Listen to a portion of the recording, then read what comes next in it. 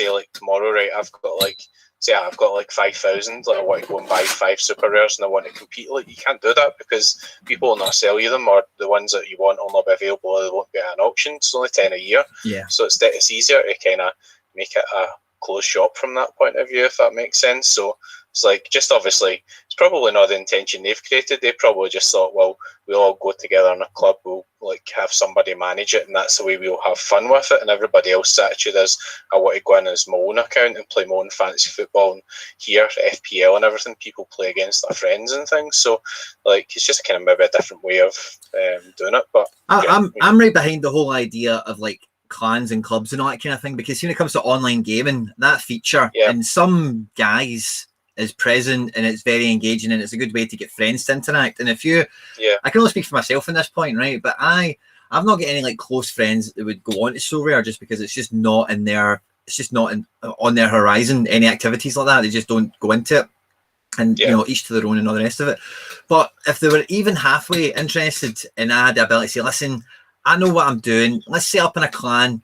You just buy a couple of good football players. I'll buy some, you know, I've got my guys already. You do it as well. You do it as well. And then we'll go in as a 4-man and it's 4 of us, v 4 of them. Kind of like the World Cup thing we had.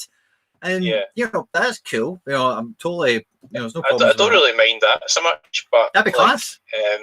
If it's like, if it's done in the right way, like the tournaments just now, people enter the tournaments to want to win something for themselves. So if they do it the right way and they have like maybe even a separate thing, so like obviously Maxime run the SO11 competition in SoRare data, and that was great fun. So you could definitely do something like that, but obviously just don't want to be doing it in a way where it seems as if people are sending their best cards to each other to do it. Because I could say, you right, me, you, and the guys that we're in a group with, we've got a group of SoRare dorks, and we could all just say, right, well, let's just put all our good cards together and we'll just try our best to win prizes by putting them all together. And we don't, we just obviously, like, we play our own tournaments. I know there's XP consequences and all that sort of stuff, but if it's a current season card, that doesn't really matter. You get a 5% bonus and, you know, all that sort of stuff. So, so it's interesting, obviously, in terms of like what you would want to do in the social element. I think it's definitely got a good, like, it would be good fun to do something like that, but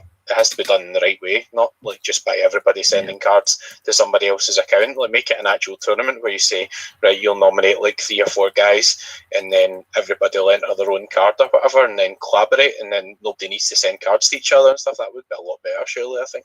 Yeah, no, but basically, I think almost everyone's on the same page. I think, you know, it's just, we all just want to have fun. We all want to be on a level playing field as much as realistically we can be. We've not all got the same size of budgets and wallets, and that is what it is, and we can live with that. But when it's just been the you know, the parameters change, it's frustrating for all, I know. But everybody's quite wound up about it as well, obviously, but it's just because obviously everybody's enjoying it and it's a great concept. Like, that's football, and like, people get quite wound up about certain things. I was getting a bit wound up earlier on as well, and I was like, you know, obviously maybe I shouldn't have really been saying some of those things, but it's kind of just the way that like it was coming across probably wasn't the right thing, if that makes sense. But yeah, and see when they talk about some of the things that are on the horizon, you know, they've kind of alluded to in AMAs and podcasts and whatever in the past, SO7, SO11, that kind of pathway. But they do talk about it as if it's very far down the road. So all the stuff we're talking about, I just can't imagine it's necessary or practical in the here and now. Where I think last time I checked, we've still got sub 4,000 users. You know, we're not really at that stage yet where it's like, okay, there's 500,000 people on this, or, you know. Yeah. It's still, I mean, it's still like, brand new, you know. I mean, there's no rush with some of this stuff, you know.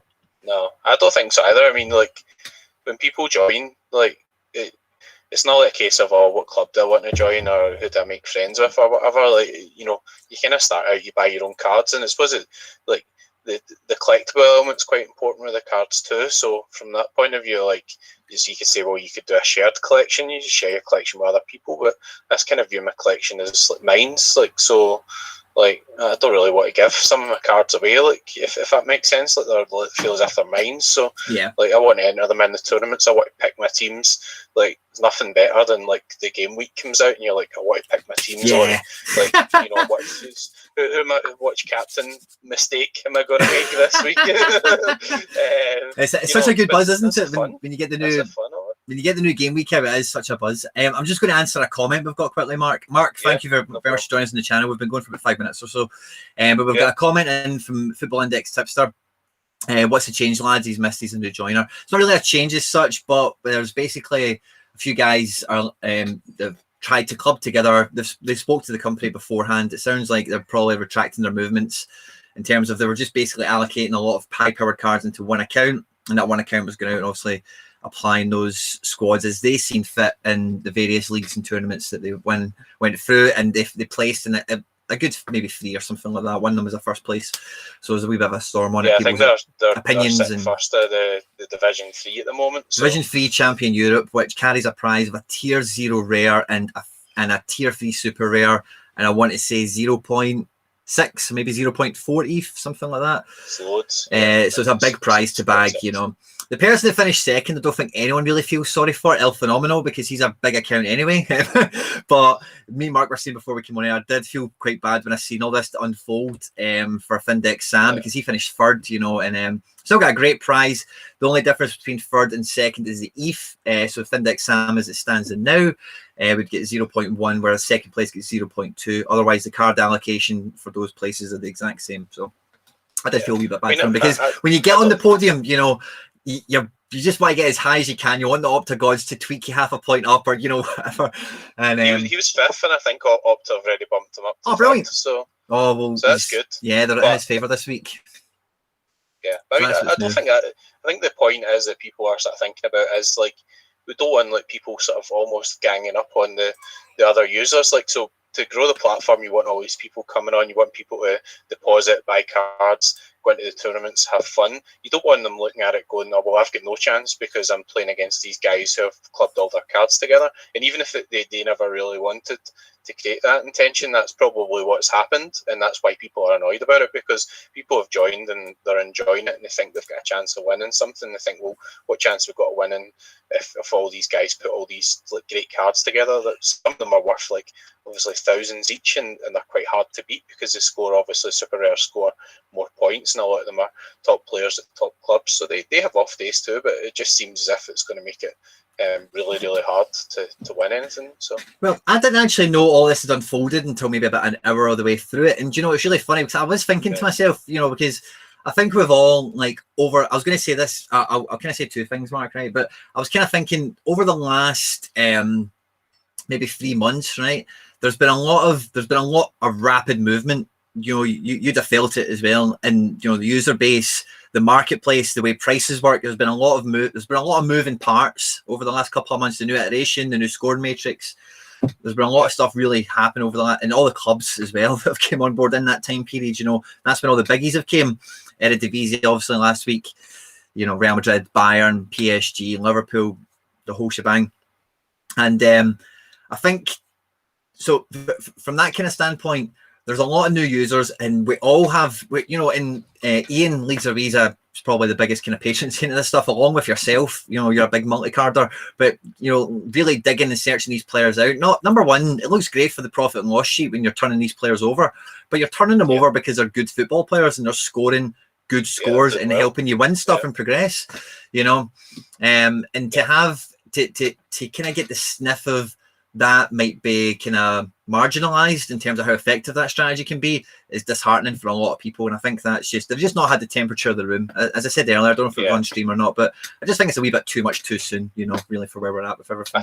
I don't think there was, I mean, everybody get a wee bit sort of annoyed about it earlier, but I don't think there was any intention on either side. I think what's happened is the guys have thought this is what we want to do.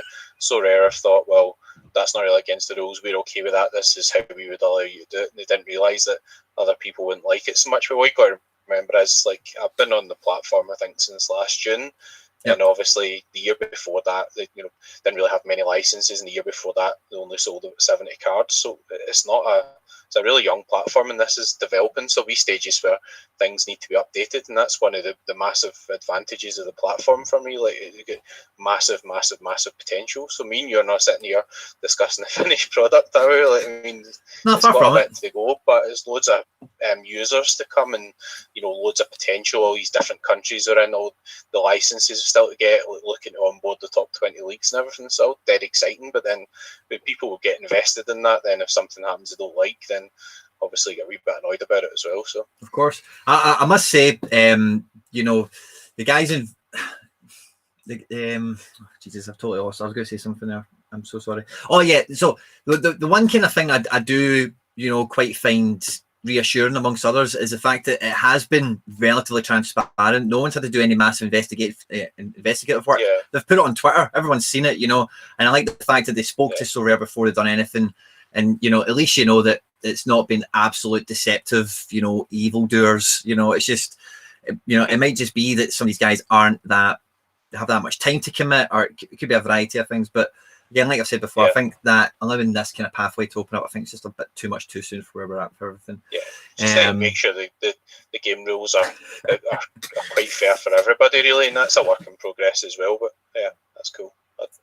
So it's been resolved now, and obviously the guys are looking at it too. So hopefully they'll do what they usually do and act nice and quickly. It's always improving things all the time. That's one of the most impressive things about the platform. Like, every time you see an announcement or you see something happening, you see wee updates here and there, like today, like the ability to make an offer when cards in the secondary market. Like, this stuff's happening all the time. There's new teams coming on board, improvements, and it just feels as if everything's moving forward. That's why it's so good.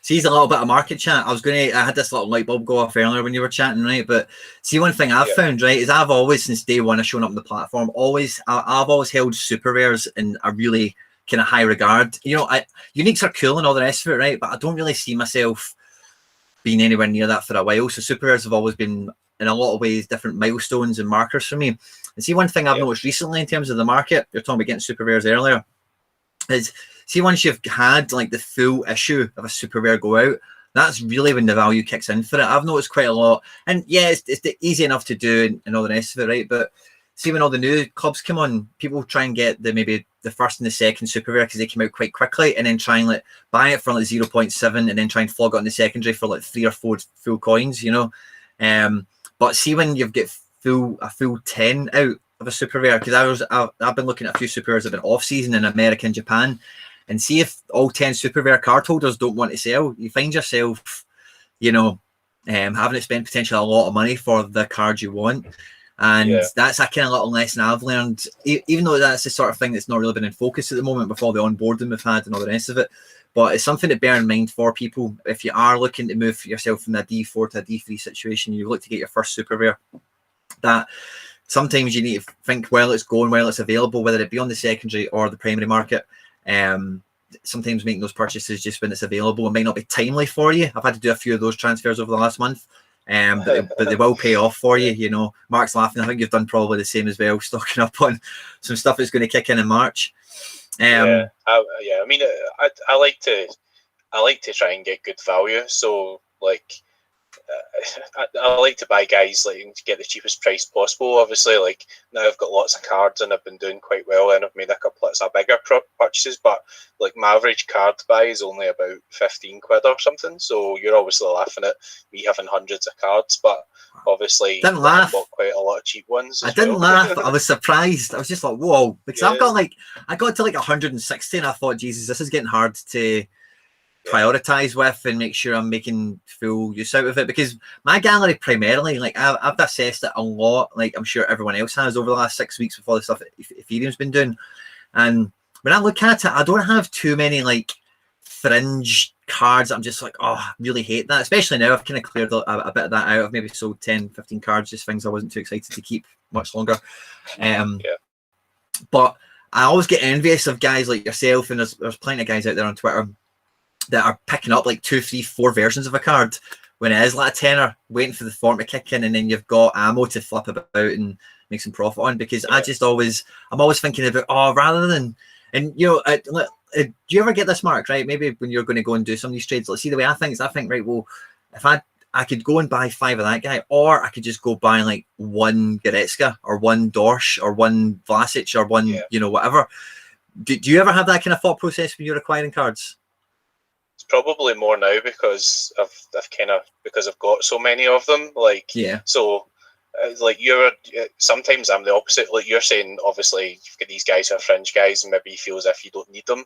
Like I was at the point recently where I was thinking I don't have strong enough teams for the competitions because I've got all these guys who are young guys who I think will be amazing in a year's time, 2 years time, a couple of years time, or I think they'll be brilliant investments, but they're on the bench just now. They're not playing just now. They've not broken through. They've not got a big move, or they've not done what I expect them to do. So obviously I buy a lot of guys who maybe are injured or are out, or like maybe like a new club comes on and they don't have any recent scores, and I think, well, you know, he's a bit under the radar. Look at SoRare data, his scores are really good, but nobody's buying him because he's not been playing or his season's not started. So I always kind of plan in advance, so that can be really frustrating because like, you'll probably be doing a lot better than me at the tournaments, but I can still pick up like F every week and I can reinvest it, but like can get a wee bit frustrating too. But I look at my gallery and like I feel quite chilled about it. Like I don't, because until something happens that I've planned, I don't really need to do anything with them. So if I buy a guy and he's 19 and he's at Porto and he's out of the team and he's not playing yet, I don't need to make any decisions on that. I just wait until he's in the team or he's doing well or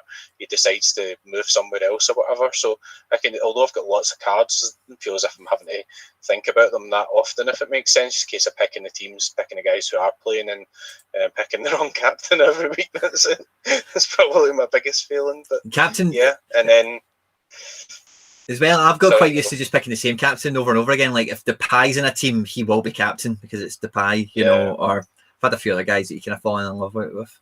But seeing I've had like fringe players, what my problem's been, Mark, right, is that I've had that same kind of attitude to yourself, and I think we both have that strength coming from Football Index. Is you're very well, you know, you're acclimatized to prepping for next season, for the next 6 months. You've got that in you already, where you can buy something for today and you don't need to see it turning a coin for 3, 4, 5, 6 months, whatever.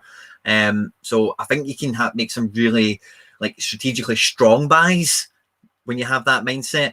But me personally, I'm too much like a kid. Sometimes I'm just like, right, I've bought like these guys, but they're not playing now. I need to get some action. I've also been quite lucky, by the way. Like, if you actually look at the rewards I've pulled, like that new SoRare data feature will make it dead easy. Like, you won like Verscharen and Verts. Like I remember them because I remember you were posting them. And I was like, that's a really good. It didn't stop. It just kept happening. I just kept pulling good cards. Couldn't, mate. Honestly, I tell you what I was calling you at that point. I was like, oh, jammy bugger. I couldn't believe it. But some of them as well. Like, but anyway, what was the whole point of all that? We're talking about like obviously buying and buying guys maybe flip, of course. So to invest or whatever. I've not made too many like big purchases until like recently, because again I got quite fortuitous in my timing. Like right before Christmas, I bought myself for Christmas 1.7 ETH. I thought I'll treat myself, you know. That's when ETH was like 460, 450 maybe, and I thought and I thought, right, I'll buy that, and what I'll do is I'll sit on it for ages. I think Bayern had just came out, and I thought I'm just going to sit on that, and like next year someday Master's going to come on, and I'm going to have that ETH sitting there chilling, and I'll build on it, and I'm going to go for something major. And then ETH just obviously did what it did, and then I had kind of the ability to do that a bit quicker, so that's what I ended up doing. Yeah, but I put in like I got a bit couple greedy. hundred and nothing as much as you, and then I flipped somebody, and then I decided I wanted them mobily. So that was it. I was like, I can't keep a balance. Like I'm totally like, there's just too many guys that I see that I just think like that's like good value, or just feels as if like obviously, as I said, like I've got lots of guys. Feels if it's shorter forward or guys who are scoring regularly or whatever, and like what else you were talking earlier about, like, you know, saying 2 or 3 cards or whatever. But the good thing about having like say 3 or 4 is that if the guy starts smashing it and he goes away up in value, you can sell one and you can still keep 1 or 2 for the tournaments. So like if you're buying a guy and he's a tenner, you think he's great value, like why not buy 2 or 3? Because like, you know, if you start doing really well, it's a great example, well, it's not a mistake, but Taremi scored tonight. He's absolutely flying. Why is the Porto score? I'm waiting on Grujic or Mbemba to do something. I think it's 1-0 at Porto, and Taremi scored one after assist. But I only bought one of him. I say only, I got him for a tenner, right? So that's a brilliant buy, and he's selling for like insane amounts and everything now. But now I wish I bought like obviously 2, or I bought 3 because I could flip one and I could make some profit, or I could just have more profit. So obviously I buy a guy and I think he's really good value. Then I usually, if it's the lower value ones, I'll buy a couple. They give me a chance if they really, something crazy happens and they explode, then I can sell one and keep one to play. So that's kind of part of the strategy. That's why I've got multiple cards. So I looked at Trini as well, and you know, the thing that put me off with him, and I could feel it happening, and I thought, okay, I'll just use that instinct. You know, I quite like relying on myself for these types of things. And but the thing that put me off was like football index things that had happened to me. You know, so I was looking at them, I'm like, oh, it's 27, it's Porto, and I thought more about the negatives of them rather than the positives, and I thought, nah, I'll go buy somebody else. And I don't know, I can't remember. I think I then decided I was going to wait for the SR Darwin Núñez to come up, and it came up, and I missed out on it just by a little bit. But but in terms of, not that they're the same type of purchase, don't get me wrong, but in terms of where I would have had them in a D3 or a D4 or whatever, kind of situation. Talking about the game weeks and all the rest of it, Mark, this week, how are you looking yourself? Nothing too big, but I've made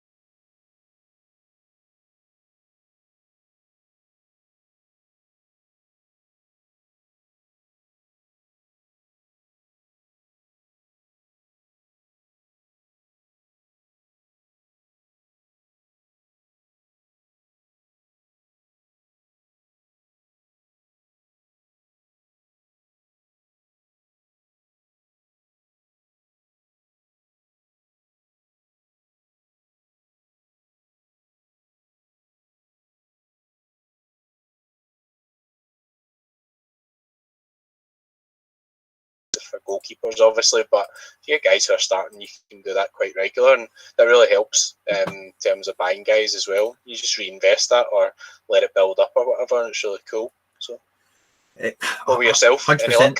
Any luck? Well, I am hopefully going to pull something out of Challenger D4. I've got Grujic was my only Challenger midfielder I had at short notice, thanks to, I'm pretty sure it was yourself that shot me a message about the Sporting game getting kicked down the road. So the only short notice Challenger midfielder I had was Grujic, and I was like, this is a high chance of DNP, but it's all I've got, and I'm not buying somebody for it. And he started, so hallelujah. So I'll definitely finish. I think I'll definitely get like a tier 3, and if he pulls an assist or a goal or something out of his arse, then I've got a slight chance of maybe still got 45 minutes to go. I mean, I think that he won't do 90, but somebody like Grujic, you won't do 90. That's the problem, even if he started. He's still on just now, though. Yeah. Oh, really? They've got lots of COVID cases. I was looking at Benfica and Porto earlier, and Benfica have got like 10 guys out with COVID, and like Porto have got a good list of them now as well as of today, because one of the teams I had Everton in my team for Benfica, and Benfica at the moment I've got 1, 2, 3, 4, 5, 6, 7, 8, 9 9 COVID cases, and Almeida out for the season, and Porto have got 6 at the moment, I think. So obviously there's a lot of COVID about and things in Portugal, and you kind of almost got to take that into account when you're picking your teams as well. So like 3 days time, and obviously you're trying to pick a strong team. You know, it's difficult, isn't it? But you're taking more of a chance with these games sometimes as well. So you remember that with MLS, you know, when doing the Americas lineups for about a month or two, you were really like on the COVID news, you know. And I know America's quite good for getting some information out early, but some of them came after deadlines and shit, and it was painful. Yeah. But I was saying, like, see what you were saying earlier about, like, obviously you don't want to buy a guy for this game week. Like, it's not a tip as such, but if you want to look at value just now, if you want to buy guys you think are good value, you should be looking just now at the MLS. You should be looking at Asia.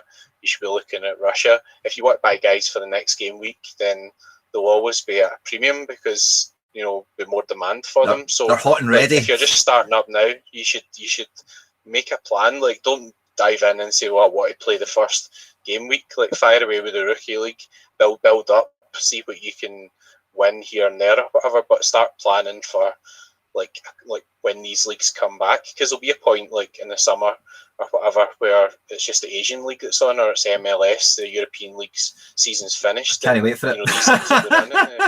I know, it'll be amazing. I'm well stocked up. If you prepare for that, then you're laughing, because that's the big point about SoRare. Like, the tournaments are on like basically every week of the year. And I remember it really well last year when I joined, etc. There was a week where there was nothing else on European wise, and there was a couple of like games on in Japan or whatever. I remember. Still a tournament on them. I'm thinking, this is brilliant. Like, we're still got a tournament on, even though there's no games on in Europe. It just makes it really engaging to have that every week. So yeah, I think it was a European international break, wasn't it? A qualifier or Nations League or something like that, I'm sure. Yeah. I hate that Nations League, but don't get me started at that at 9:30 on a Monday night. We're fed up listening to me. Mark, I've had a comment on the screen for probably about 10 minutes. Phil H has dropped one in saying, "Is he giving the dorks a shout out?" Yeah, you did right at the top of the video. I did. Shout out to, I was saying it's the GBX shout out, so giving a shout out to the SoRare docs. So the list, let's have a look at them. David Pierce has just dropped in a bit of info saying MLS is starting back April 3rd. I could have swore it was something like March 24th. But David, I think they've announced it tonight, but did they? The MLS. Did they? Yeah, I think it might have been announced. I was doing my shout out here. Shout out for Rafi, Willie 84, SoRare data time, understudy, Fraser Air. Right, that's plenty of it. Sorry. It's like the GBX, isn't it? You have Concrete Angels. It's an honourable list you've got there for sure. Anyway, a lot of big hitters. Brilliant. But the guys who we've always been kind of quite like kept together and stuff, and just chatted about SoRare. So it was Fraser Air who actually convinced me to join. He messaged me and I wasn't interested, and then he messaged me weeks later and said, like, SoRare's getting the licenses, this could be really big, I think you'd really like it, European clubs and everything, and then the rest is history. So there we go. Aye. Fraser's a good guy. So you were about junior but at the same time as me then, eh? I think round about then, yeah. I think round about end of June. Been like kind of doing bits and pieces, obviously on the index. So I joined Footstock, and I think that's why Fraser said to me, he said, you really like this because kind of similar concept, but different elements, different teams, etc. Good potential, and then obviously I started in SoRare. So that's good fun. But see what I was going to say about that is you remember when I joined as well at the same kind of time, European leagues were all just tying up, if not they were tied up already.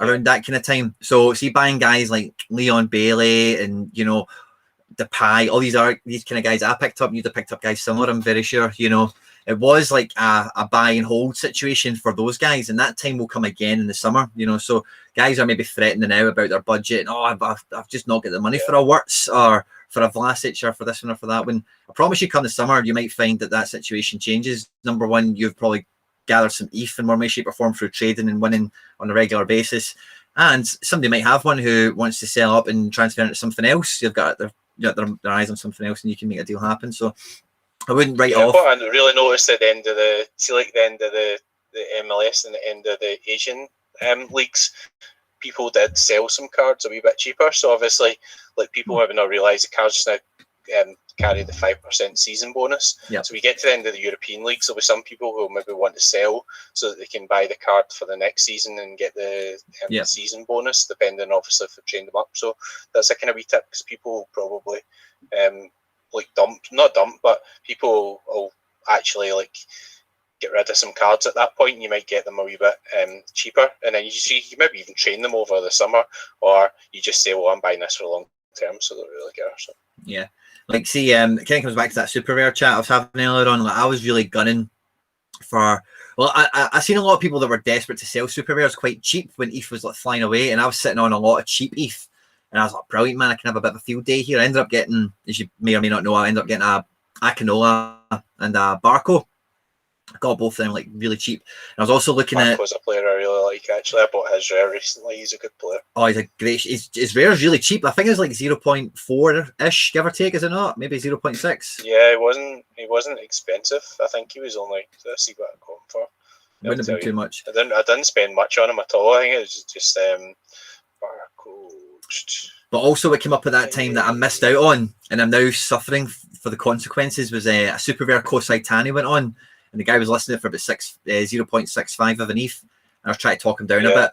And then I ended Oh, Jesus. up like thinking, right, I'll go back to him next week or whatever, you know, because I was sitting on, you know, I was like, I need to really make sure I'm making good moves here because I had a lot of cheap ETH, you know, and then in that time somebody just snapped it up and it went. And then I now know the other 9 guys aren't going to sell him, and then this guy's just bought him, so he's not going to sell him either unless it's going to be for mega money. Then I'm at it. So super rares was kind of what I was saying earlier on. Is sometimes, you know, making that plunge to now. But I think for good football players that are super rares, you know, they're super solid. Like, you know, for all the ones I've got, certainly anyway, that I like as football players, which I think now that I've got rid of the roofie is probably all of them.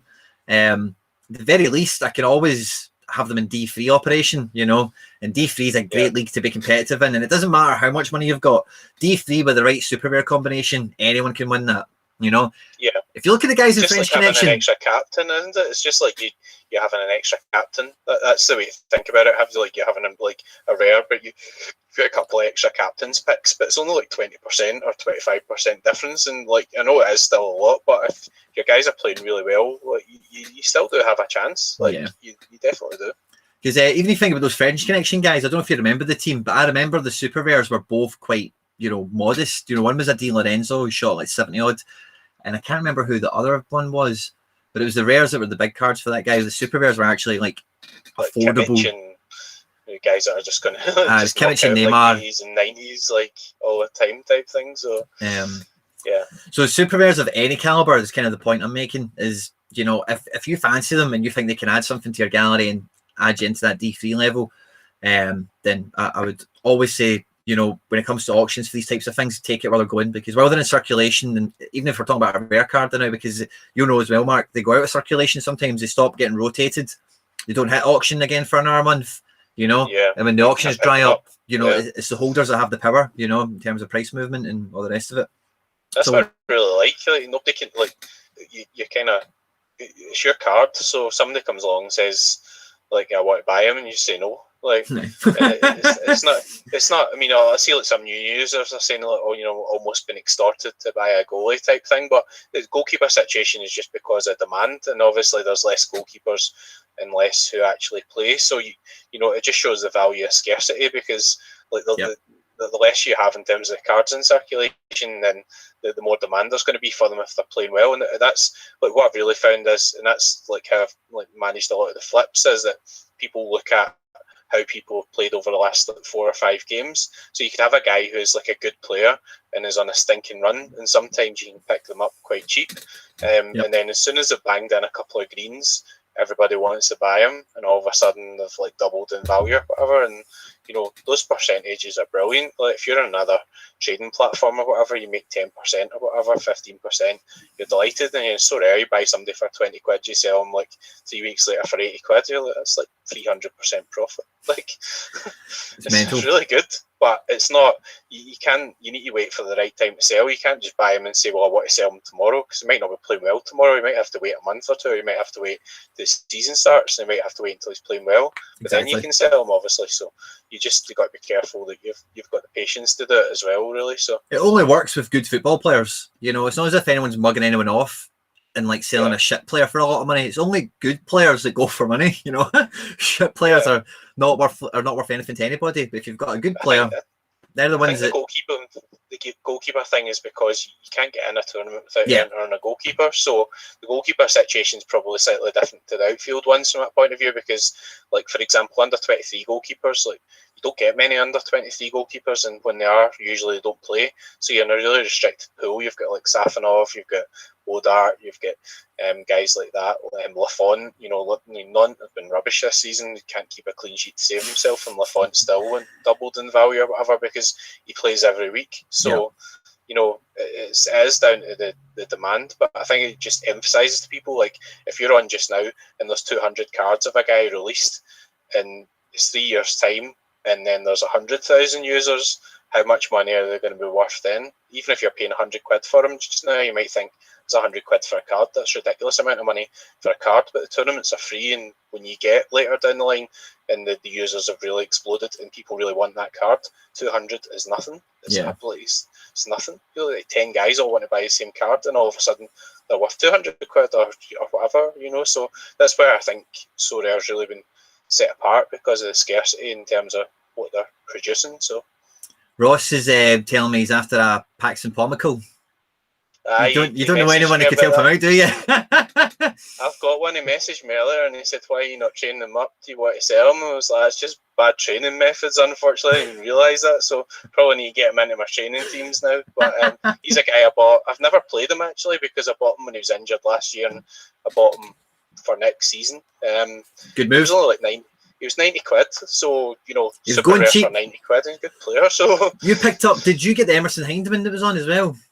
I didn't know. I've only got somebody messaged me. They got somebody was listing an Emerson Hindeman super rare last week for 0.1 100 quid. Yeah. Somebody picked him up. I was looking at him for ages, and I thought, "Oh, does it go below 0.1?" And then somebody messaged me. I was chancing. I can't remember who it was. But buys like that, Paxton Pomical, if he goes back into that team, brilliant. But, yeah, I mean, another example of like how you can like make flips. So. I've got a guy called Sergei Petrov. They're always slagging me because I own all these Sergei Petrovs, but he's like 29, plays for Krasnodar. But see if you go and look him up on SoRare data, he had a hamstring injury when they released him. His rares were going for like 9 quid, and I got super rare 50 quid. Nice. Go and look him up on SoRare data. He's got a last 40 average over 50. So I mean, when the Russian league comes back, he's going to be fit. And he's a regular right back, and he scores pretty well. So I mean, 50 quid's like as you said, that's like absolutely nothing for him. And I've bought a lot of his rares because they're like 7 and 8 quid each. But he's a guy I think who should be selling about roughly the same prices, like maybe Ordets or guys like that. So it should be like maybe 30 quid or something, maybe more just now. So, but that's like 200% profit. So I picked up a few of them, and if he's playing well, then I can turn a few over, and I've got the super rare 50 quid. So you can't complain at that, is it? I mean, that's a brilliant price for a super rare. So totally agree with you. Totally agree. I was looking up. See the thing as well that I think the market hasn't really had the chance to be influenced by is the sheer volume we're going to be getting from the Eredivisie as an addition alone. We've barely scratched the surface in terms of how many cards are going to cycle out of that division, and it's just going to keep coming, because it's basically February, season's got, let's just call it 3 months left, and then they're going to be out of season, so they've not got too much time to get a season-ish worth allocation out to us, in terms of auction levels and all the rest of it. All the fans will come as well. I mean, I think that hopefully, if it becomes big in Holland or whatever, then you get a lot of fans coming. Like, you imagine me and you just now, if they say they're releasing Celtic tomorrow, right? I would be divorced. So I would be paying 100 quid for Scott Brown, and but yeah, like you can see like a lot of these auctions come out, and guys want to buy cards from their own club, and you see the first like 3, 4, 5 or whatever, a lot of them go for like a lot more money than you would expect. I know there's a number 1 value for the NFTs and all that sort of stuff, but there's an increased demand for the initial cards just because everybody obviously really wants them and they're new and all that sort of stuff. So, and as you said before, like sometimes you'll pay a wee bit more for a guy if he just comes out because you think, well, I've got an advantage in the tournaments as well because I'm playing this guy, nobody else got him as well. So, there's loads of wee strategical elements to when you're buying guys like that as well. I just think like it's like I think it was probably like needed to get all the clubs on because it adds like extra layers of like your research. Like it's not a case of right, well the top 5 in the platform's Vanicking and blah blah blah, and that's it. Like you can look further and you can find gems all over the place. And so next year, any money, there'll be a guy in the top 5, and people are going, whoa, I didn't really expect him to be in the top 5 of the scoring, but there will be. You can guarantee it, and like somebody will have him for a tenner or something. Like that's what will happen, and I think it makes it so much fun that you can do that. Sorry, I've just received news, Mark, that SoRare data is actually back up and running tonight. So that's good. Yeah, so that's good to see. Obviously, guys were maybe a wee bit maybe like took it a wee bit personally that everybody was annoyed about the pooling thing or whatever with the teams, but like I think everybody's just thinking about the platform itself, if that makes sense. Like it's nothing personal. It's just that it didn't come across in the right way in terms of looks as if they're just putting all their cards together and making it quite hard for other people to win. We don't want to talk about that all night because I've been on that bloody Discord all night. So you can talk about football or strategy or flipping or goalkeepers or whatever. I don't mind. Well, I've now got a better look at my results as they stand now for the game week. So it looks like I'm sitting with a tier 3 and challenger D4. and I've hit both the ETH thresholds. That'll be an okay wee game week. I had a lot of good cards, Mark, but I really went for it. I don't know if you've seen the stream I did with John. John's in the audience, by the way. We've got a celebrity in the crowd joining us. Oh, hello, John. But I went quite heavy on the weekly challenge, and I put my Depay in there. The Dumfries ended up scoring a 73. It was at 80 just after the match, so I'm a bit annoyed at that, actually. And I put my SoRare Amiri in there, who got an okay score. Wasn't amazing or anything. But I definitely took away some firepower from maybe one of my other divisions. I could have maybe got a little bit better a result in. Weston McKennie shot an 80 again this game week. The American Marquisio, I'm calling him. Yeah, I played him actually. I played him in the under 23 Division 3 because it wasn't when I'm playing in a D4, I like to pick guys that I think will play, if that makes sense. And obviously, you gamble in the D3 rotate a lot. So like in the Division 3, maybe you take a wee bit more of a gamble. But it's 158th in global D4, so I'm not a million miles away from getting an actual prize in that as well. But I've hit the two F thresholds, and they've got a tier 3 in the global under 23s as well. So I mean, that's it. Like, I feel as if I'm not really actually. That's the thing. It feels as if I'm not doing that well at the moment, if that makes sense. But that's really 60 quid's value for it's amazing. Like, I just think the prizes are so good, and that's one of the reasons. Like, people say, well, why are you paying like 70 quid for a card? Because what you can win with them every week, sometimes twice a week as well. So that's why the cards are so valuable, because all these tournaments are free. It's worth paying it, and like, I'll be completely honest. Like, I think most of the younger players on the platform are like vastly underpriced. Like I know a lot of them are quite expensive, but I think a lot of them are really underpriced. So you're getting guys for 50 quid. You can play for 10 years. It should be worth much more than that, I think. But that's why I just keep buying them. So yeah, I think we're quite fortunate. It's a matter of timing, as you say. Like, who knows? Who knows the future, right? But it's not that far off or that hard to imagine. There being 50,000 users. And in which case, all these situations are amplified. So having a guy, as you say, for 50 quid that could last you, 13 years, 10 years, even 8 years.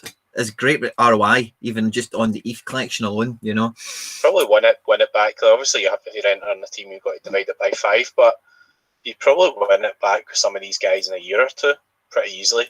I can tell you with the rewards I've won, Mark. I can easily write off a lot of my gallery on they've returned, what I paid for them with change, no problem at all. Since I've got this SO5 thing up, I'm going to try and find that new. That new feature they just launched. I'll show you mine on screen, right? I don't know if you'll probably you won't see it on the Zoom thing, Mark, unfortunately, but I'll read it out. I've not actually checked it. I seen it, and then I thought, I better do that. And I thought, actually, I'll save it for the stream. Is that the thing about what you've won? Yeah. I think I'm like 0.8 in terms of prizes and 0.4 in terms of F. But if you imagine, like, I've got lots of young guys, so like, I've not always been focused on tournaments. I've been focusing on building and trading. I've still won 1.2 F in total in prizes and F. So I mean, that's you'll have won a lot more than that, because obviously you've won more tournaments or had more higher places than me. But that's still amazing in 6 months. That's like probably £1,000 6 months in free entry tournaments. Well, I've won 1.33 in ETH. I've had 45 cards. The value of those cards, I think on today's valuation, would be 4.72, which is just under 5. That's about like $5,000 or something. Yeah, and then total rewards kept is 25, so I've let go of 20 of them. And then the value of the ones I've kept is just under 3 ETH, 2.95. I've kept all the really good ones. I've let go of, like, don't get me wrong, as we were talking about earlier in the stream, I get a lot of good rewards, so I don't really have anywhere in my gallery any bad players to sell or whatever, I'm just kind of scrolling through them now. The Latif Blessing, I don't know what he's actually valued at, but he will probably make up a good portion of that. But I actually I don't know if you know this, Mark, right? But I traded this Latif Blessing. Do you remember the matrix we had when it was like if they could score any number? And it was just about how many stats they got. Blessing was playing like right back and centre mid, and he was listed as a forward, right? So he was like a cheat code player. Yeah, I think I remember that. Yeah, it was back for the previous scoring iteration, wasn't it? So. Yeah. And somebody offered me, like, I won him in a game week. There was 8 of them, as you can see, because I was 8 of 10 that I won. And somebody offered me Jesus Medina and like maybe a fifth of an ETH for it. And I was like, nah, I don't want to sell that, mate. And then he ended up offering me as well. So what the deal ended up, went back and forth for ages, right? But listen to this, right? Looking at it today, right? For that Latif Blessing, I got a super rare Jesus Medina, right? Who's shit hot now. He was kind of crap at the time.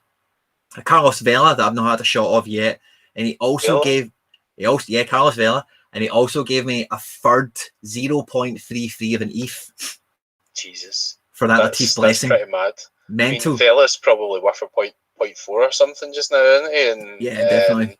Medina. That's pretty insane. I actually bought Medina last week. I bought his rare. Really good. Because he was doing quite well at the end of the season, and he's only 25 as well. So, he's playing regularly in the MLS. I think he was like just about 20 quid or something. He was under 23 eligible last season. Yeah, it wasn't dear. It was like just pick up another like midfielder for the MLS type thing. But yeah, that's an amazing deal. Like, that's. Do you know what? You've done quite well out of that one, Quinny. Well, do you know, this is where it maybe takes a wee bit of a backward step, right? Because I got that ETH, right, and then we get the new season Belgian league maybe the next week or something, and I'd been scouting the Belgian off season, who the friendlies were against, who was looking good in pre-season, all the rest of it, and I said to myself, my number one target is Yusuf Badji. I have to get Yusuf Badji first before anyone else realizes this guy is a baller, because he's going to play, he's going to score, and all the rest of it. He's done hee-haw since, hasn't he? And I got him for just over a third of an ETH. I think it was 0.35. I paid for it. I think he'll be a good buy though. I mean, listen, it was 90 quid. Obviously, it's 90 quid. You'll be an excellent buy. He's not playing just now, but he'll either go out on loan or at some point he'll get in the team. You might have to have some patience, but as you said, I just bought him the other day as well because he was on my list to buy, but it's just had to be patient because the prices were a wee bit too high for somebody I thought that wasn't playing, if that makes sense. So, I know you be patient with these young guys, but you don't want to be paying like 120 quid for a guy that's sitting on the bench as well. So yeah, I waited and I got a good price on him. But I think that's still a good buy for me. You've not won anything with him yet, but the guy's 19 or something, right? I mean, aye, it was amazing pre-season as well, and even though it was a third of an ETH that I spent on him, right, it feels sore to think that now. At the time, it was like 90 quid, so I can easily get 90. I don't know how much you paid for him exactly. Was it 40 quid or something? 40 quid. So I've got 90 quid for the one of 100 first ever cards. It's not terrible. That's fine. I mean, I think it's also quite interesting to see how the F is adjusting to the pounds price or the dollar price going up. Like a lot of the top guys are now selling for less F. So obviously your strategy where you put a bit of money in, so it'll sit in this till the F goes up. That's a good strategy. It might not work out if something unusual happened and the F went down, but it's not guaranteed. What reassures me is like if there's a drop in the F, that hopefully people start putting their F prices back up again, so it keeps a bit of stability to your own currency. If that makes sense, because people might worry, right, well, I put a couple hundred quid in SoRare and then next week the F halves, have I lost half of my money? I don't think you will have, because I think the prices will adjust. People will not start selling guys for a tenner that they paid 30 quid for, if that makes sense. So they will look at the fiat currency and they'll adjust it a wee bit. So it's good to see that happening too. Well, might be just that people want to take a bit of profit and sell somebody and they can still make profit by selling for a less F. But yeah, it's quite reassuring to see that. What do you think about that in terms of the conversion rates or the sort of F to the fiat?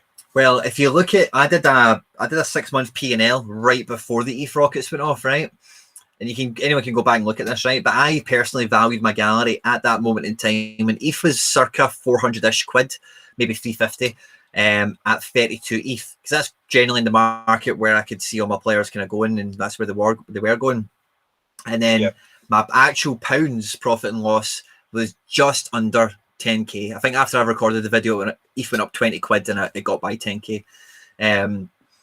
But after all the aftermath, I redid the spreadsheet properly with like accurate SoRare data, last week of trading info, last 3 days of trading info, whatever. And my ETH valuation was like maybe 25 ETH or something like that. But obviously, that's about what mine's is sitting at just now, I think. So. Yeah. But with the flip I've on the ETH, put in anywhere. I've put in less money than you, I think. So yeah, well, fair play. Well, so I'll kind of answer that, right? But the net result was my P&L from when I had 32 ETH as a gallery value versus 25 or whatever. Is my P&L was up about $4,000 in actual pounds. You know, so even though I depreciated on 7 ETH coins, I'd gained 4,000 pounds on the valuation just because of the way it all balances out. And people have to adjust, right? So if the F, like say the F doubles from where it is just it's now, a weird middle ground, you know, like it's not an exact science. You can't say, oh yeah, it follows it to the pound, or it doesn't do this, or it's all held in ETH or whatever. There's a middle, you know, there's a middle to be had. But you're not just like that's what I really love about owning the cards, right? Because you're not just trading F. So if the F doubles, you won't necessarily double your gallery value, but if the F falls, you won't necessarily lose half. Exactly, you've got a bit of a security to it, you know. Yeah. So and I think that's have value in their own value, if that makes sense, like what people are prepared to pay. So 100%. It's all about the kind of ecosystem that we've got kind of bubbling around and where they can be used. Like the SoRare Day also did an announcement today that there's not going to be SD11 like we had this month. They're going to be changing the format for next month, and it sounded quite Nations League to me. I don't know about you, but the way they explained it, it's like our position from the SD11 we've had in January is going to dictate a league we then go into. And then it's a promotion and relegation kind of situation. So it sounds like quite fun. Like I really enjoyed the January thing because, like, obviously gives you a bit of an interest in terms of how all your cards are playing. So say you put like these guys in like 2 divisions, and you know one of them's not doing very well or whatever, but you still get a good interest. And if your first 2 cards have a stinker, you've still got an interest in the other 3 if you pick them, obviously in the monthly tournament. So it's a cool feature, and I think that's like. Why there's so much potential as well, because imagine like at some point we actually do an SO11 type tournament where you can lock it in at the start of the month, and you have like, or you do a weekly thing and there's prizes put up by SoRare or whatever. Like, you know, you've got really loads of cool things like this that could come later on, just like the guys are adding on all the time, like your best 5 and gallery displays and things. It's just good to see it moving forward. Totally. The SD11 thing, that's the first thing I thought as well, is it's like a nice little kind of warm-up, you know. You can kind of assess your gallery right now for if SoRare did this tomorrow, where realistically stand. Use all a nice little kind of gauge on that, which is nice. My game week on the SD11, this one was absolutely atrocious. I think my midfield got a combined score of 8. We're just also we're just so That's shit. Not very good. Oh, I think actually most of my guys that have played well have all played well today. Let them look at my scores. Oh, brilliant. Like, the Porto guys have all played very well, and I've just kind of not got them all in the right teams. But I've still won a fair amount this week. Like obviously when I started on the platform, I could only really have dreamt of been like getting to the stage where you're winning like 40 quid or whatever, and you're thinking, oh, that's not a very good game week type thing. So it's not a terrible game week, but obviously I don't feel as if players have actually played that well in general. But like I'm still getting a good return, so it's really nice actually. You do get you do get a bit what's the word? But wait, you know, I went on a great run of rewards. I think it was maybe like 11 rewards on the bounce or something like that. Then we had that international break, and I was saying you were putting it on Twitter, weren't you? Like 8 in a row, 9 in a row. I think I jinxed Celtic. I'm not gonna lie. I think I've jinxed it. I know. You need to stop doing that. It's definitely not coming this year. 10 in a row. Waiting our 30 years, man. Didn't know what to talk. Do you know what I was going to do? Oh, do you know what I was going to do, Mark? I totally forgot it. See, because it was you coming on tonight, I've got a Partick Thistle shirt through there. I was going to wear that tonight.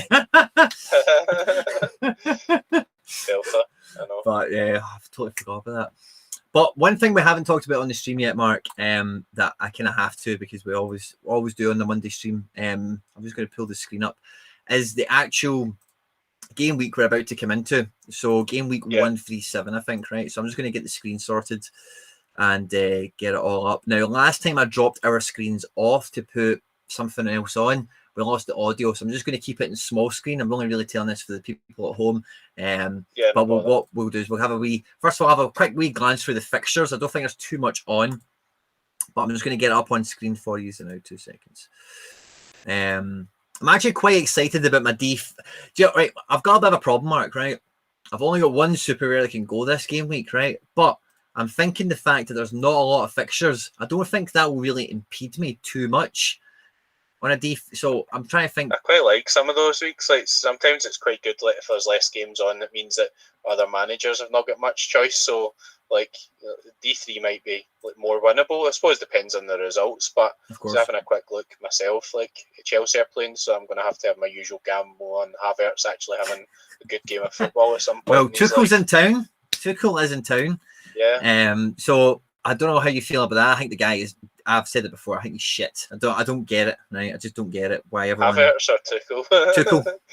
Tuchel. I don't get. I don't get it. He did well in Germany, didn't he? I mean, I think like he didn't win the league with Dortmund. He gets treated like Klopp. He didn't win anything with Dortmund. He won nothing with Dortmund.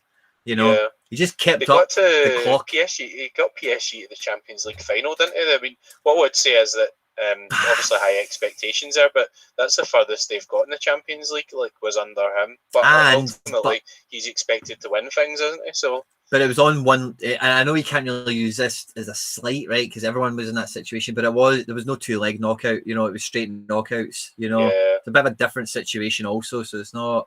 This guy also got Neymar and Mbappe to play as well, eh? So guess if you and the Cardi who didn't even come off the bench. Mbappe to play might even win a game of football at the moment. Exactly.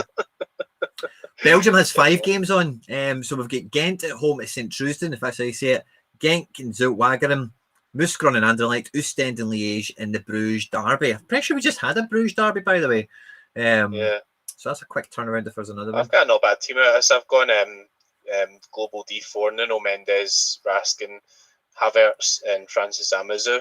So he's been playing well recently, Amazu, for Anderlecht. But I mean, actually, I don't have much choice this week. I could play Tellez, but he's not really been playing for Man United, so that's a real punt. And Did Man U have a game this game week? Good option. Yeah, Man U are playing Sheffield United. Oh, they're just not in this little snapshot thing. They should be. I'm pretty sure they are. Let me see. No, oh yeah, they are. Sheffield United. You're right. Yeah, Man U are playing Sheffield United. Chelsea are playing Wolves.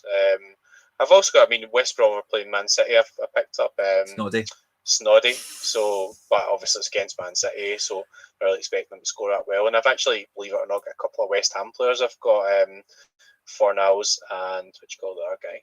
Can't remember his name. But like, obviously Manzini? Crystal Palace away. What you call him? Can't remember his name. Antonio? O'Neill. No. Noble? Rice? Could be MD at this point. None of them either. We've got 2 Dutch games. We've got PSV away to Emmen and we've got Feyenoord away to Heerenveen. So both those fixtures will probably be quite interesting because there's less of these cards in general. There is only maybe like of a full 11 out of those 4 teams. Maybe I don't know. Maybe 4 full 11s worth of players. I don't know. Yeah, there's not lots. I mean, that's why I don't think the Dutch league will be having a massive effect on the tournaments just now. As you said, as the cards come out, then there'll be more. Lanzini, that's who I've got. Lanzini. I said that. You said no. And then we've got Sporting Lisbon. Sporting Lisbon away at Boa Vista, which I believe is a derby. I'm pretty sure Boa Vista are from Lisbon. Yeah, I think it is. So take that. I believe Boa Vista have had some struggles this year. I've kind of half read articles and stuff like that. And I think it's to do with Reggie Cannon and Dallas and all that. I don't think they've been getting paid, and it's partly because of the whole Lille thing or whatever. So maybe some of their players have got itchy feet and want to leave. Who knows? Could be a walkover. Could be a tight game. They're bottom of the league, so there you go. Then goal difference of -10, and they've got 11 points. So actually, they're dead and buried. Well, so it'll be 5-0 Boa Vista, right? So that's usually what happens. Into pick Sporting players, and they absolutely hammer. I mean, the thing is, Sporting have just played tonight, so yeah, they've just played tonight, so I don't know, hopefully that game doesn't get moved back again or whatever, so that's one of the problems. Obviously a lot of the games have been moved, but that game's on for Tuesday night. Surely they're not going to play on Tuesday night, Tuesday night 26th. Yeah, so they can't be playing tomorrow night, can they? They just played tonight. No, they didn't. They played. Sorry, I'm talking rubbish. They played on Saturday night in the cup, didn't they? So that game was moved back to Tuesday night because they played on Saturday night in the cup. That's what happened. It's Porto in that. My D4, I've decided I'm going with a DNP goalkeeper. I'm not going to go buy a goalkeeper for this game week, but I've got enough outfield players to make the E threshold, I believe.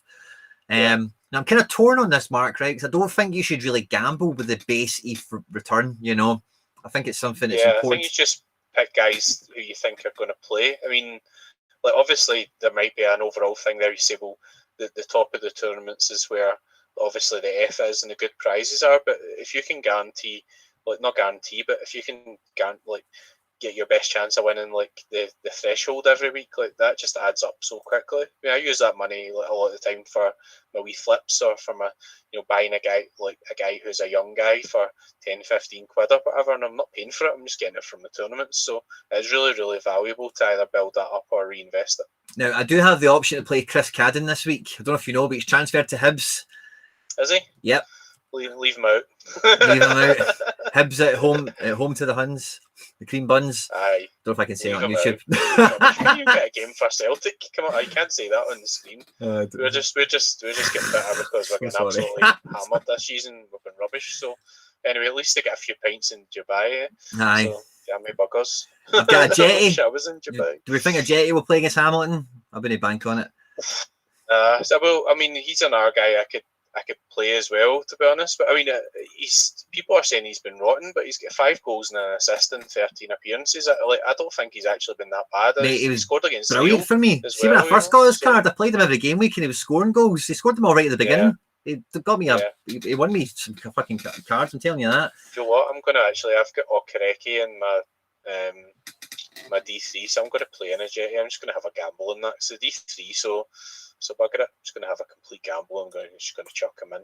My D4. If he does play, it's against Hamilton. He'll probably get his goal. Well, anyway, it's Celtic, and we're not playing very well. But well, I mean, I'm getting in the D3, and I don't have any super rares this week, so I can just take a punt at that. So well, I'm going in with I'm going to D4 first of all with a Keylor Navas who's going to DNP obviously because PSG aren't playing. A Sardella, Jao Mario captain, Fabio Silva, and Ika Ugbo. So I'm going with the 4 of them to get me my ETH. Yeah. I'm quite confident they can do it.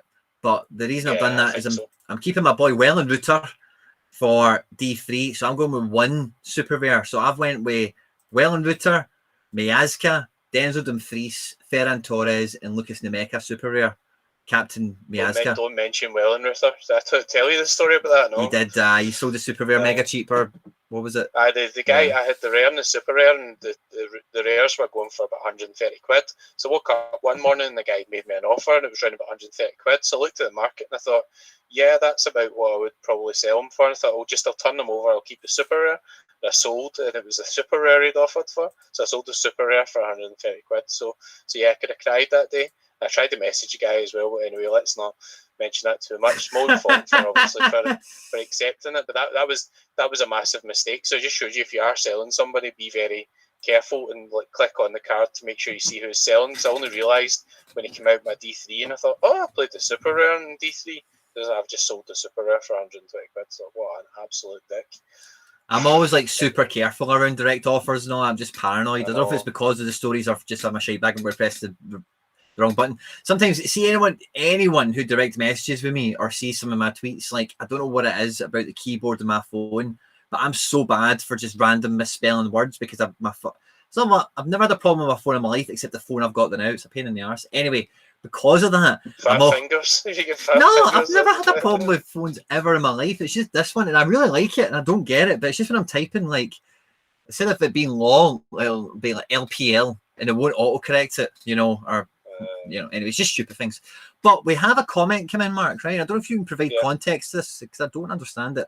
It's from our boy Crippy, and he's saying Dominic Kotarski, super rare goalkeeper, real price ? That's the Ajax number 2, I think, isn't it? Ajax number 2. Let me see. Kotarski, I'm pretty sure that's the Ajax number 2. Yes, I mean, I think that a lot of these guys are probably too expensive just now because they've just come out. So, or maybe it's because of the chat we were having earlier about youth and being undervalued and all that. Yeah. So, I mean, obviously, Onana is the number 1. Kotarski, he's the Croatian guy. I think he's playing for the Ajax youth team just now. Honestly, I think probably about 0.3, 0.4. I don't these guys who aren't playing. Obviously, there's no guarantee that they will get in the team, etc. And also, they're good for using maybe to enter a team or enter training. But I wouldn't pay any more than about 0.35 or something for a guy like that. You could argue if he's a really good goalkeeper that you would pay more. But yeah, I think 0.3, 0.35 or something just now. What do you think on that, Quinny? Do you think that's round about the ballpark for somebody like, I mean, he's only 20, so 10 years to go type thing as well, if you think he's a good player. Well, do you think Onana gets sold within the next 18 months? Yeah, I mean, if you think that he's the guy who would come into the team, and there's a chance, like, Onana could get injured, could get COVID. I mean, this is one of the reasons why I was able to do some really good flips in terms of the goalkeepers. So I got like Thielen for like 10 quid, and he was kind of a bit of a saver for Cookie, and also he was number one the season before, and Cookie was a young goalkeeper, so you always think, well, he's a bad spell, he comes back in, and all of a sudden he's in the team and he's selling for like 100 quid. So if you think there's a good chance that these guys could go out and loan, or you think there's a good chance they'll get in the team, then that's a brilliant buy. I mean, I think like I would pay probably like about 20 quid just to use him in a training team if he's 20. Yeah, same. Because you can use him in a training team, you've got the chance where like you might get in get a game in future, but also you've got to weigh up the downside as well. You might be rubbish, you might never get in a team, you might transfer a team in the second division be unusable, so you don't want to overpay for a guy like that as well, because you've got to be confident that like you're going to use him for something at some stage. Or it might just be your favourite young player. You might think, well, I'd pay 50 quid for him or whatever, which is fine. Like there's some collectible elements to things like that, and I don't think anybody could be like you can discredit anybody for doing that. Like if this guy's your favourite player, you want to pay a 10 or more for him, then so be it. Like I've done it at times as well. So same. Get your heart set on something and you're just going for it, whether it be an auction or you're negotiating with somebody and they just won't budge below where you're trying to get them to. You just go, fuck it, I'm taking it. Well, Joe, what I've done twice as well, Joe, it's a really interesting element as well. If you look up the very first season cards, I think they're starting to look a bit retro already. So, like, I remember buying Yari Varsharan, paid like he was injured, and I still paid like 70 quid for him, and like that was a lot. Obviously, at that point, this is like 6 months ago or whatever. I think the old cards are looking really cool already. So, like, there's not many players on from that period. Like, it was only like maybe like the Pro League, etc. But some of them are looking quite retro already, and I think that's quite like exciting for you think about long term future like that the platform as well. So you getting like 7 or 8 or 9 years time or whatever, and all these cards start looking retro. Like people collect retro football strips. Like some of the Celtic strips sell for 150 quid now. Yeah. My Bumblebee would be absolutely wrecked. It's not even the same colour anymore, so you wouldn't get a tenner for that. But I mean, I think that's quite exciting. Like you see, the older cards are looking quite retro now compared to the new ones. Because the new ones are looking more modern, and I paid more money for Sharon's one because I thought that just looked quite retro, and I like him as a player. So I've got the Declan Rice one on the screen, right? See if you go look at the Declan Rice first season card. He's got an Irish, he's got an Irish nationality on it, and he looks an absolute dork in the picture. You can see just about half of his shorts, so you can see his full arms and all that. It just looks an absolute. Yeah, I'm going to say but dork. That's a belter. I bet you any money though that same with Aaron Cresswell. Somebody will see that and will really want to buy that. I mean, he's got an Irish flag on it.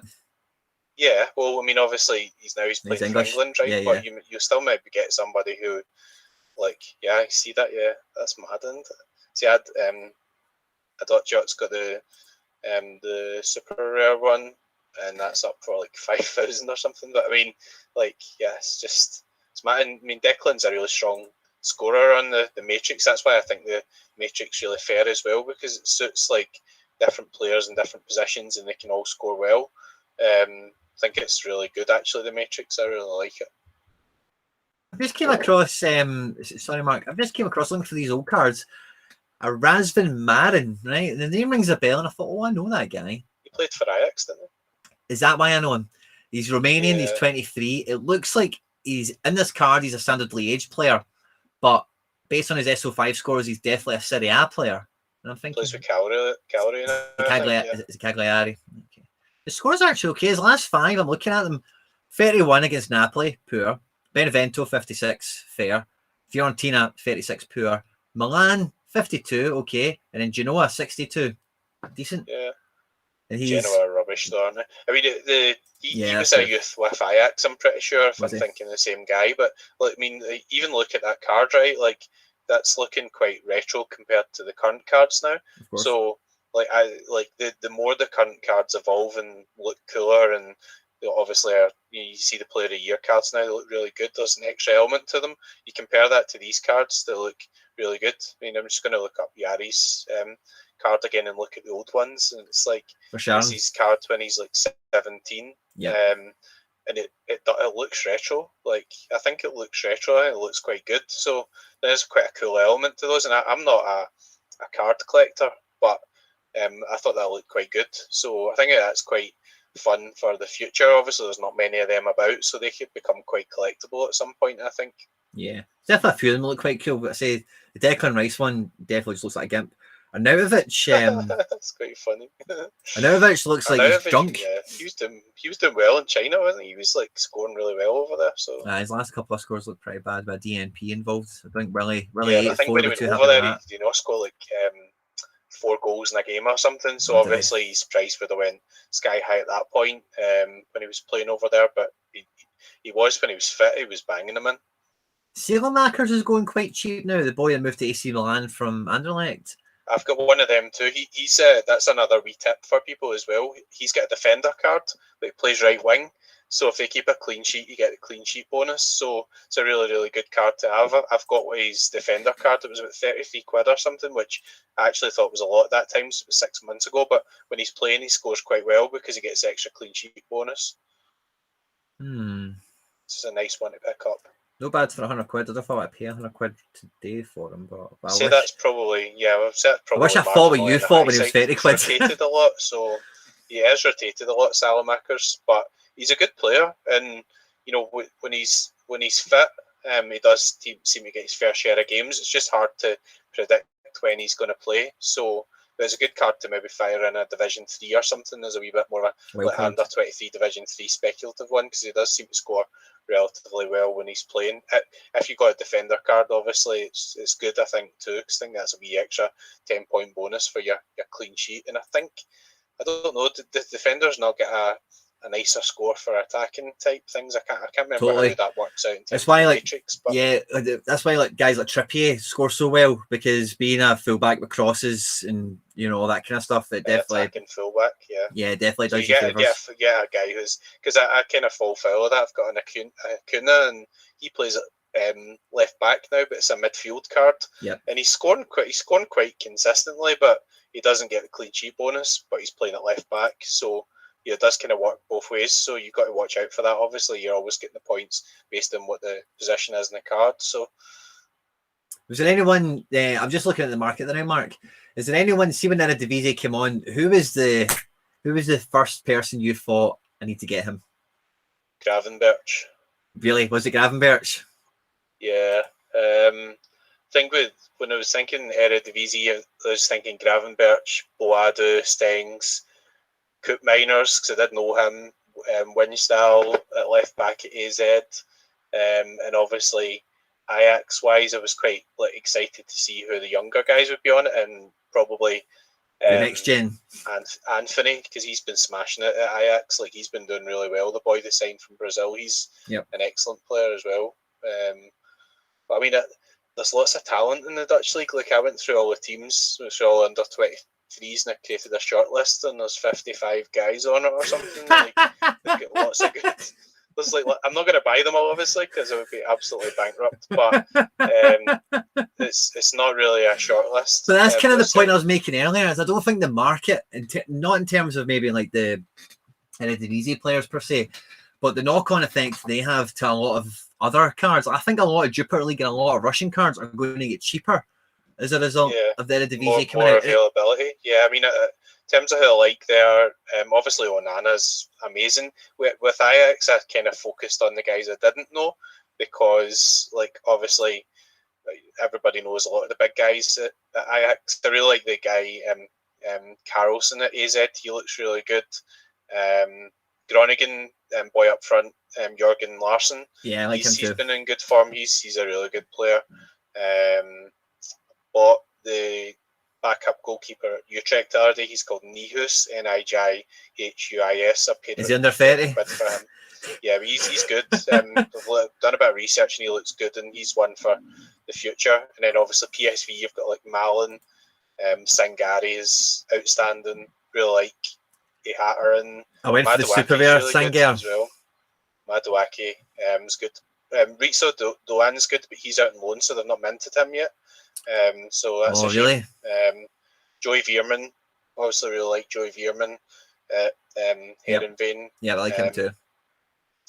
Bazor's an interesting one at Vitesse. Like I've done a bit of research on him. He looks really good. Scored a really good score the other day as well. So, but he's really expensive, obviously, just now. And then at Willem 2, I've got Pavlidis and Collert. They both look good. Pavlidis, only 21. I think he's a big striker and he's been scoring a good few goals this season. But those are ones I've highlighted. But I mean, I've got a list here and there's about 50 guys on it of under 23s. And there's guys like at Feyenoord, like Senesi. He's a great scorer. I think he's Uruguayan, the defender. And they've got other good young guys like, so I sound like a willy, this, isn't it? Koksu, KOKCU. He's a young Turkish guy, and he's met me pretty good as well. So I mean, yeah, there's so much talent in the Eredivisie. Like it's amazing. Like AZ, like I've got like 11 guys who I could potentially buy in terms of just AZ alone. So there's lots of talent there. But that's what's quite exciting about having it on the platform as well. You can win these guys as well. So aye, a big time. The first player, I think Gravenberch was definitely one of the first players I thought about. But for me, the very first person that came to my mind was Götze. I don't know why. Yeah, because he moved to PSV from Dortmund. He was on a free transfer, wasn't he? And he moved to PSV. Yeah, I was like Götze. I think he'll be brilliant. But the thing with Götze is, it's the reason he's in Holland at the age of 28 is his injury record is awful, you know. So yeah, he's had a few DNPs recently. He won a World Cup with Germany, didn't he? So I mean, I know it's not his. He scored the winning goal. German cards, but yeah. You know, but yeah, no, I really like him. I definitely will get one, I think, because he is still 28 and he's had 4 DNPs recently. I've not investigated enough to find out exactly why or how or whatever. Yeah, why he's but it's Mario Götze and he's missed 4 games. I'm not really surprised. Like, he is a quality player. I think the last time he was playing was in lead up to December, but from what I remember, I think he was actually in good form. You know, I think he was playing pretty well in the lead up to then. I think he was playing in the Europa League and things too. I'm just having a quick look back through. Definitely have good scores. His form looks really good when he was playing, to be honest. So I think probably the key is just for him staying fit. So yeah, you know, we're getting a guy like that. You know, so I don't know about you, Mark, right? But see, well, a lot of time, especially when I'm spending, I'd say more than a flippant amount of money on. If it's a proper buy where I'm like, I'm after this guy or whatever, I realize, you know, I'm interested if you do this as well. When I look at the guy, I think, right, if I was to fast forward a year and look at his stats for this season, what number would be in for appearances? What number would be in for starts? You know, how many games is this guy actually going to play this year? Because not everyone plays 38 games a season. A lot of guys play 30, some play 22, some play 7, some play 18. Yeah. You know, everyone's got a different place in the world, you know. That's what's quite interesting about Neymar, like over the last 2 years. Neymar's a great example. Of games. Everyone thinks he plays all the time, you know, when, you know, obviously if you kind of been in the football index world, you'll know he's injured most of the time or whatever. But yeah, guys like that. 50%. I mean, it's like, you know, obviously, you know, when he does play, he's absolutely outstanding. I mean, I don't like him. I really hate him, but there's no denying that he's a great footballer, you know. But until he actually plays 40 games a season and starts banging in the levels of Lewandowski and Messi, etc., it's hard to kind of put him up there, if that makes sense. So, right, I'm with you on that one. That's just FI Addicts. Just hello, Christopher. I don't know if you're still listening. Just messaged me, says Botchalov. So, he joined months ago and he wasn't kind of some onboarding issues, wee bits and pieces with cards. Like obviously, that's the nature of the platform. There's things that needed to be improved, but he's really getting into it now as well. So he's just messaging me, says Botchalov. So I think you're actually properly addicted now, Christopher. Aye. It's one of these things, like I said that in all the kind of videos I made and stuff like that, in terms of like, you know, new to SoRare and, you know, all that kind of stuff, right? But it is genuinely, like, not being cheesy or anything, right? It is the thing I think most people have been looking for in terms of like Ultimate Team, FIFA, gambling in general, fantasy football in general. Like, I can't remember the amount of times, especially when I've like did fantasy football, just running the mill fantasy football in the past. I think I can pick like a good like Premier League team or Scottish League team or whatever, right? But if I could pick anybody in the world, I'd pick that. I've thought this to myself a million times doing that. Those domestic fantasies, you know. If I could pick any player in the world, I'd pick the best team. I know I would. If I could pick any player in the world and put them all together, I'd pick the best team. I know I would. And this is exactly what that is, you know. See, I'm different. Like when I used to play Football Manager, I always wanted to buy all the best young guys. So if you look through my gallery, what I've done is I've bought a lot of the guys who I think will be amazing in a couple of years' time. Now, some of them might be really good soon and break into teams, but I think I'll have some guys from Porto, for example, that in 2 or 3 years' time you'll be going, wow, you get him for 30 quid. That is incredible. Like, he's so good. Like, even like Vitinha, he's already moved to Wolves, right? I've got 3 of him, I think. He was the third guy I bought when I got on the platform. So what I did was I started doing all my research and focused on getting the good young players, because I didn't have like $5,000 to come in and say, right, I want to start buying Neymar. Well, yeah, or whoever. Going to become top players. So I wanted to kind of work with a budget and work my way from there, and that's why I started buying young guys. But Marcus Antonio at Shakhtar, he's a great player. He's going for like 20 or 30 quid. Obviously, don't score Ukraine just now, but the guy's 20, right? So I can wait. Like, I've got a super rare, it was like 60 quid. Like, this guy's 20. He's not going to be playing Ukraine League his whole life, or they might get the scoring sorted in Ukraine, or I can just use him in the Europa League or use him in the Champions League. So, you know, I thought it was still a really good buy. He's 20 years old, like 10 years of using the card. And like, I love punts like that. I love like guys like that and thinking, like, I know this guy's good. So, like, in a couple of years' time when he's smashing it at Real Madrid or whatever, and I've got this guy for 60 quid, I find that dead exciting. Like, and that's the way I always kind of structured my gallery or looked at my buys. And I bought like like 2 Amiri for like 30 quid, and then he was selling recently for 100 quid, and I sold both of them and just decided to take the profit. And that's me starting in profit already, even after a couple of months. It's amazing, isn't it? Right. I'm just looking through. I love that. I'm just looking through your gallery there now, and I'm pleased to see a Mikel Cuisance in there, amongst some other fan favourites. The Kulusevski's nice. He's been rotten recently, but I do really rate him. Another one of my recent buys I really rate is Lee Kangin. I think that we were chatting about him, weren't we? When they start doing all the promotional stuff and everything in Asia, and when it becomes really popular in Asia, some of these superstar Asian players like could become really, really in demand. And obviously he's a talent, so I really like him. And you can still get value. I picked him up the other day for 50 quid, and then the auction went for 70. So people say you can't get value in the second-hand market. You definitely can. You just got to look at it and kind of decide yourself if you think it's value or whatever, you know. There's still some good buys out there, even just now. Yeah. I'm just looking at Kangin now. So I've got a Kangin from the last season, so that'll be his like first card. I think this season card one you've got, I think it's a much nicer looking card. But he does look fatter. I can't get away from that. I'm looking at they're both side by side now. He does look, you know, he's had a good summer off. You know, he's enjoyed lockdown a bit too much. I know. The thing is, well, I probably get a good price on him because he's need and trained and he's a 0%. But the first 3 levels go really quickly, you know, and like, and he's 18 or he's 19, I think, just now, whatever, 19, 20, maybe 19. So, like, yeah, no rush really, is it? Like, just obviously, like, I'm buying him for 3 or 4 years' time. If he starts smashing it soon, brilliant. But he's a long-term buy, so. Yeah, I've got a few cards like in my gallery where I'm just like, you know, this guy's a bit frustrating now, but one day he'll be as powerful as like Cruz, or, you know, I hope he's as good as, in terms of scoring wise, somebody like a Kimmich or a Mbappe, or, you know, that's the kind of goal, isn't it? Is you get somebody, they don't need to play in England, they don't need to play in Germany, they can play in Belgium, they can play in Portugal, they can go play in fucking China. It doesn't matter if they're going to score me 100 points. If they went to play in China, that would be absolutely tremendous, to be honest. But as long as it's not Saudi Arabia, because I think we've got too many cards from Saudi Arabia. But yeah, I think the 2 young guys that I really think will be worth the most or really do the best are Keizuki Osako from Sanfrecce, goalkeeper. He's class. Now, I'm a big fan, right? I was going to ask you, do you think he'll play next season?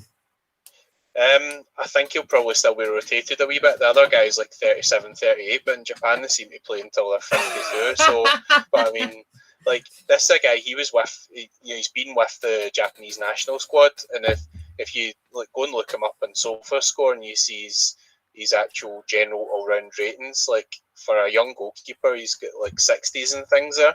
So I mean, obviously, I don't know a lot about the Japanese league, but before I bought him, I'd done a bit of research in SofaScore. I had a look, obviously, see what he'd done before, be involved in national team squads, etc.